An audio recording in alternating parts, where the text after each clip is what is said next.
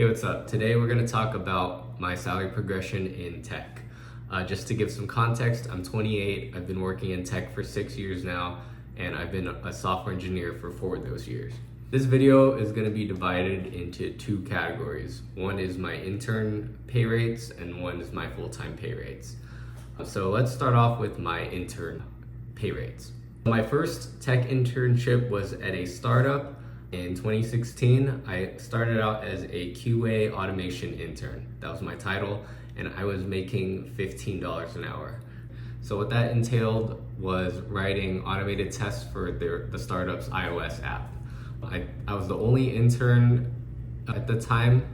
The startup was very early stages, and I wasn't even a full-time worker. I think they had me doing about 30 to 35 hours a week.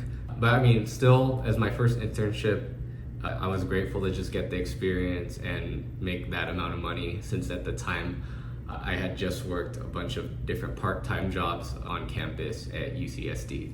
So my second tech internship, I got this when I was a third year going to my fourth year. I got this in the summer of 2017, and it was at a mid-level marketing company. So not exactly tech yet, but it was a larger company than my first internship. There I was getting paid $19 an hour, and my position was also QA automation intern. So at this position, I was working on more of an existing test framework they already had set up, but still writing integration and functional tests for their web application this time. I think that was the first internship that I started coding JavaScript for that. So my third and final internship was in the summer of 2018, and it was finally at a large tech company. Not FANG, but it was a large tech company. It was bigger than my other 2 internships. This was in the summer of 2018, so to give some more context, I took an extra quarter to graduate. I graduated in December 2018, so I was still eligible to be an intern during the summer that I walked. So for this internship, I was getting paid $30 an hour, and my position was quality intern. I was still working in the quality assurance side of tech when I got this internship, and I got the most out of this internship since it was very structured, and they laid out my project for me right away, and I had mentors to help me the entire time.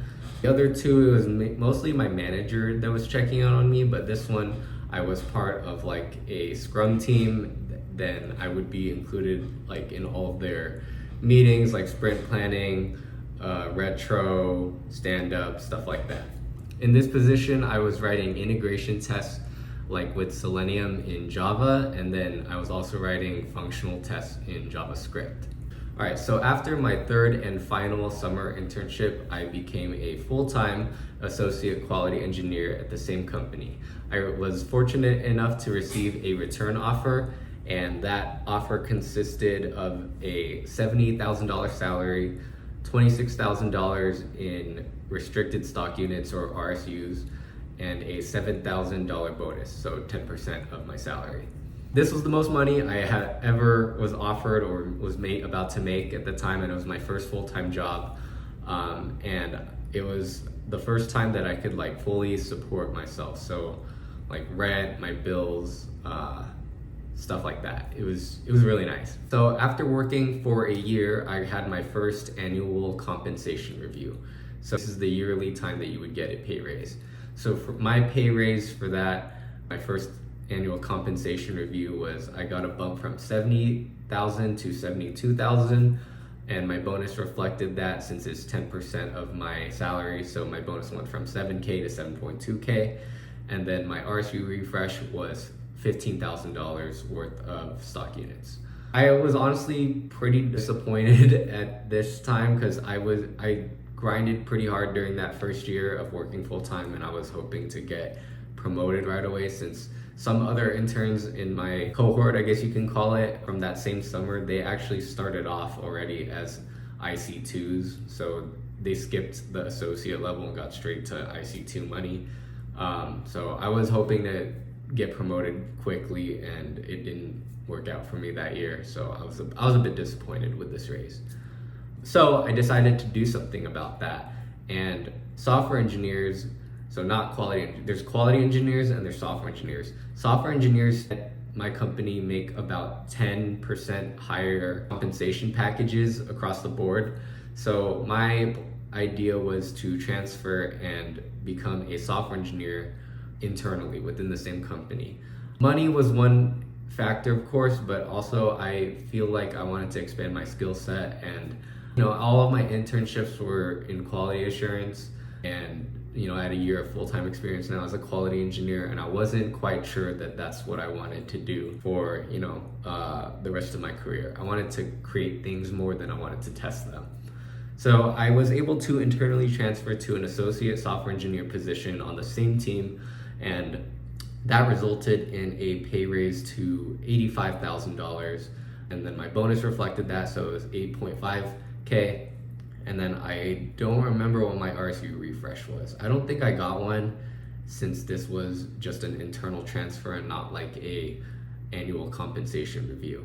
But that was a significant pay raise for me.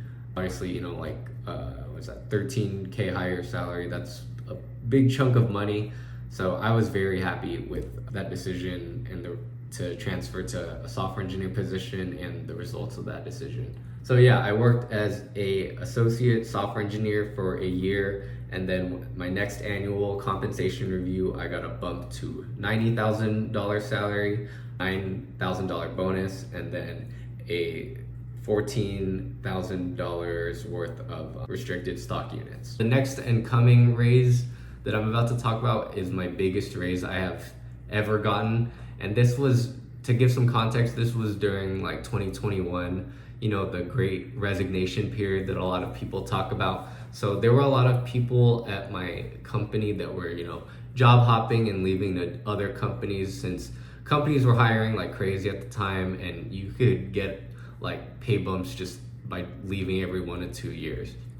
I think my company recognized this, and they realized, I was getting underpaid given the market conditions and such at the time. So I was in the middle of September 2021, my manager set aside a call for the two of us, and he gave me my letter, which was a on-demand salary adjustment letter. So I got a salary bump from 90K to 117K. It's my first time ever making over 6 figures on my salary, so I was super excited about that. I felt like I, had finally made it. Yeah, it was a really big deal for me, and that was just a one-time like on-demand salary adjustment, so it was not part of the annual compensation review that occurs on a regular basis. They never officially said like why exactly they raised it to this much or why they even gave me this raise, but it was heavily implied by my manager, and then my own intuition told me it was to retain me from looking for other jobs elsewhere outside of the company where I could make that same kind of money. About 7 months after I got that huge pay bump, it was time for the annual compensation review again. So I got my salary was raised from 117K to 120K. My bonus reflected that again. It was now 12K instead of 11.7K. And then my RSU refresh was another $15,000 worth of restricted stock units. I was pretty happy with this pay bump. I was still super happy about just getting bumped to make over 6 figures. So getting this bump on top was just like a bonus for me. After this annual compensation review, I actually was interested in transferring internally to another team. Just wanted a change of work and, to grow in another part of the company. So I had already transferred teams internally by the time I got my next annual compensation review. And luckily my manager on this new team that I was on really liked me. And he and I were talking about, like, I had been working as a level 1 engineer for almost 2.5 years by the time I transferred. So I felt ready, and he felt like I was ready to finally get promoted to an IC2 level, which is a mid-level engineer. So I worked under his team for I think about like 7 months, and then I received my first like official promotion to IC2. So no longer I got the associate software engineer off my title, and it was just software engineer now. So that promotion bumped me from 120K to 141K salary, and then that raised my bonus accordingly from 12K to 14.1K, and then I got a $15,000 RSU refresh. So this brings us to my most recent annual compensation review and my current salary. So in between my last salary adjustment and this one, there was some company reorgs that happened. I ended up getting moved to a different team and project with a different manager. So at this point, I had been working for this manager just under a year. And when my annual compensation review came around, I got the following salary adjustment. So my salary went from 141K to 145K. My bonus reflected that, so it went from 14K to 14.5K. And then I received a RSU refresh of $45,000 worth of restricted stock units.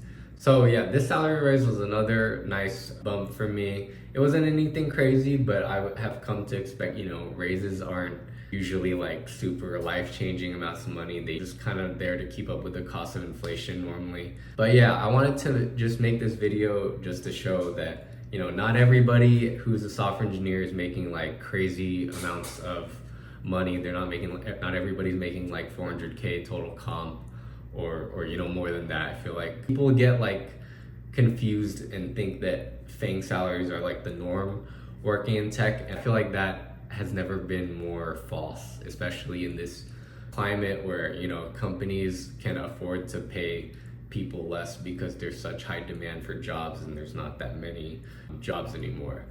So yeah, I hope this gives you a more realistic overview of what the pay range is like for software engineers, specifically in San Diego, working at a large tech company. I hope this video was helpful. Please like, comment, and subscribe and all that good stuff. I'm gonna start making more long form content on this channel in addition to the short form content. And yeah, thanks for watching.